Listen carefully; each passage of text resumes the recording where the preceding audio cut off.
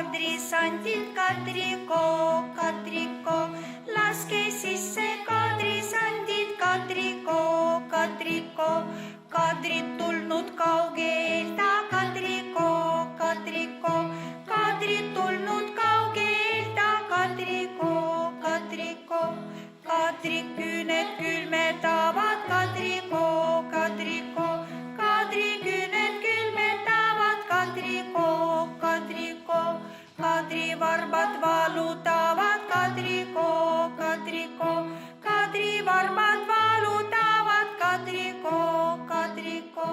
Täna võtsime vastu lapsi lasteaiast Päikseke. Tähistasime koos kadripäeva. Saime mängida, tantsida ja lõbusalt aega veeta.